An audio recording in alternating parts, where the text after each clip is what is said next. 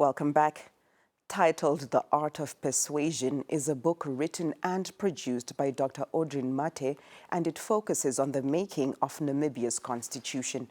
Now, the book launch will be taking place on the 9th of February 2026 at the Namibia Institute of Public Administration and Management, NIPAM, in Windhoek. Dr. Mathe now joins us virtually to share more insights about his new book.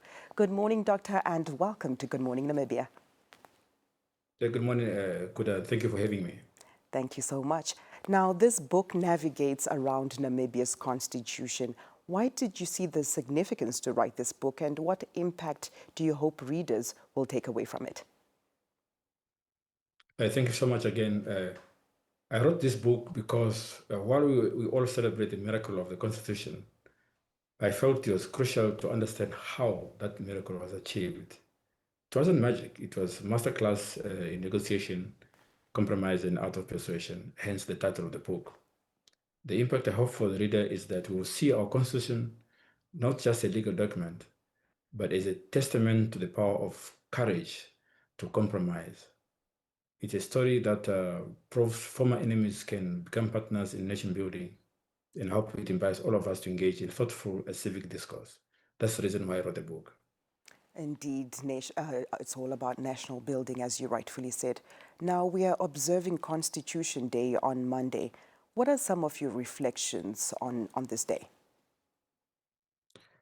My primary reflection is one of profound gratitude and respect for the 72 delegates who were able to put down their differences and craft a document that will last for 36 years. For 36 years, our Constitution has provided a bedrock of stability in the world because it has endured because of its quality. Our democratic journey has not been without challenges, but the Constitution serves as a framework that whenever we have differences, that has always been our default position, how we resolve the conflicts in our dialogue. Doctor, the Constitution has been described as a successful reconciliation of legitimacy and legality, serving as the foundation of the independent state. What do you hope readers will take away from this book? The key takeaway, I hope for the readers, is that they understand our Constitution as a pragmatic conflict management mechanism. It's not just a collection of lofty ideas. It's a carefully engineered pact designed to ensure stability, as I've discussed. I want readers to appreciate that democracy is hard work. It requires strategic thinking, difficult compromises, and an unwavering commitment to dialogue over force. You have seen in many societies where when things don't work, they resort to violence. Namibia has proven to be a case study where whenever we have a conflict, even when there are judgments, for instance, if you look at the courts, even where conflicts, judgments goes against the government has always been willing to implement the decisions of the court. But in some cases, in other jurisdictions, you see whenever government is not happy, they suspend courts, they suspend institutions that were created to safeguard the very rights that the Constitution protects. I think that is very fundamental. Now, the book vividly portrays the emotional intensity of debates and how historical grievances were addressed through procedural fairness and justice, which you just alluded to in terms of peace and stability. But what are some of the surprising discoveries you made during the writing process? One of the most surprising discovery was the raw and vanquished emotion captured in the verbatim records of the Constitution, of the Constituent Assembly. Excuse me. You know, this book is based on the actual words that members of the Constituent Assembly actually uttered. So you see there's a bit of rawness in there, where in some cases really crude language is used, but also when you go through that, you feel the weight of history in every word that has been uttered. One of the things was that the differences between our Constituent Assembly and others was the fact that the Namibian Constituent Assembly, at least the group of 21, those debates were held in secret. That provided the mechanism for the brutality in the honest debate that members could engage, because they knew that there were no cameras, there were no media around. to gauge every way that was being uttered by them. So that rawness is quite pervasive. I think if you get a chance of reading the book, you will actually appreciate the dialogue and the results of that inform the dialogue at that point in time. Now, we know you are a renowned author and this is not your first stint, but even if one is a guru, challenges, I think, are always just part of one's journey. How has been your journey writing this book, and what are some of the challenges you faced? One of the things that I had to contend with was the amount of pages that I had to read to produce a book such as this. You'll know that the Constituent Assembly first convened on 21st of November 1989 and set for the last time as that body on the 9th of February, hence the Constitution Day on Monday. So there was a lot of documentation to read to appreciate how the Constitution came about.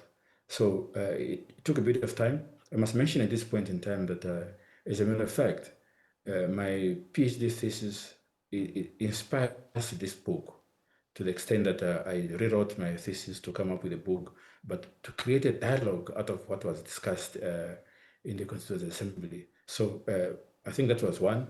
But the other aspect was the fact that at the time when I was writing my PhD thesis, these documents were not publicly available. I was the first person to be granted access to the Hansard of the Constituent Assembly.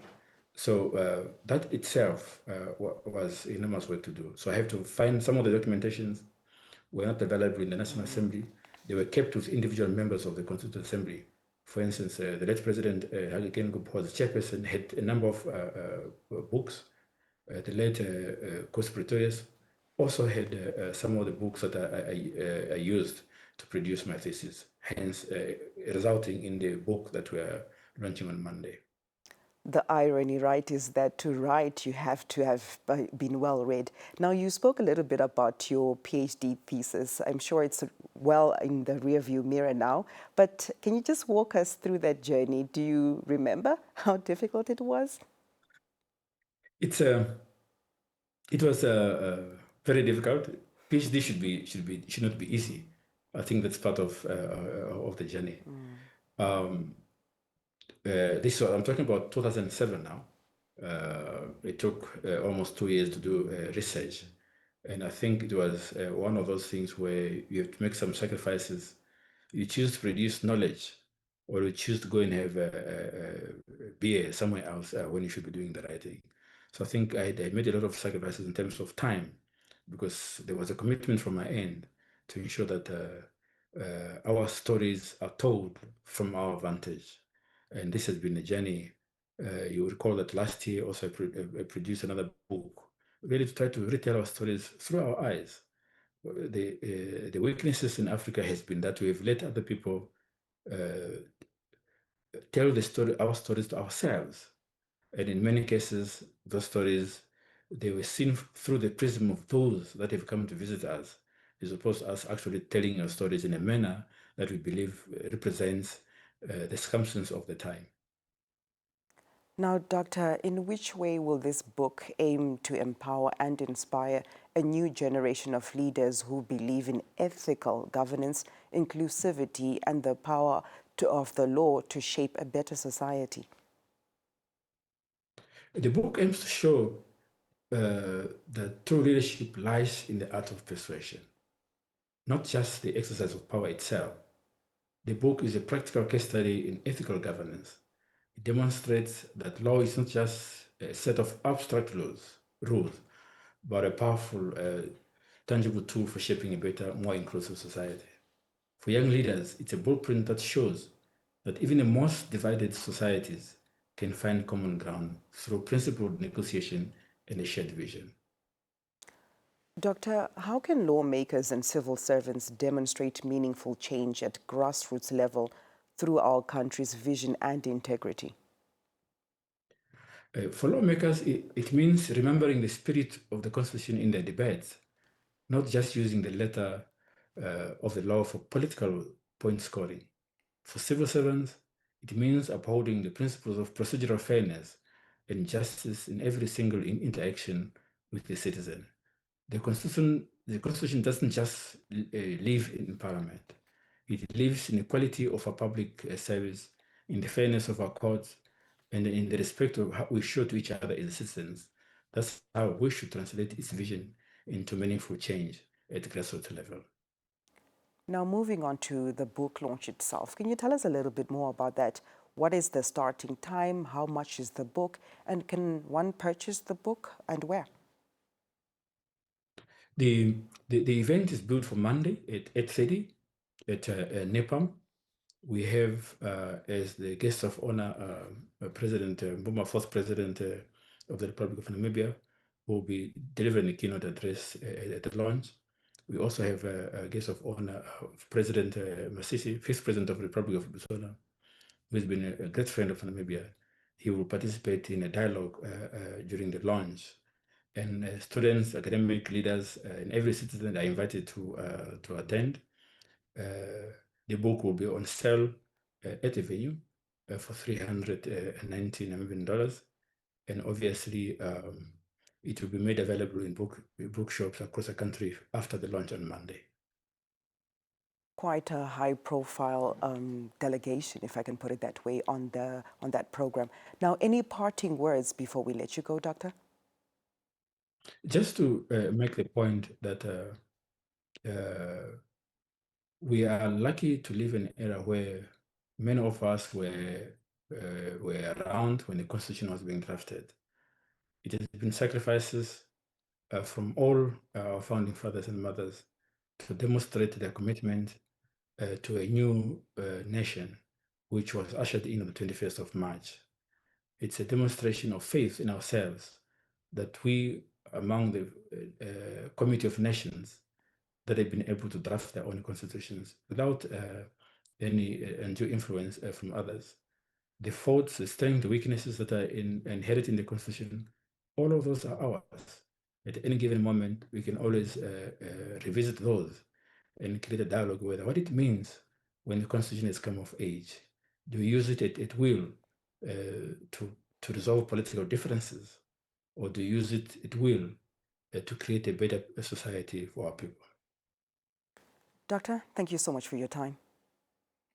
Thank you so much. I appreciate you inviting me.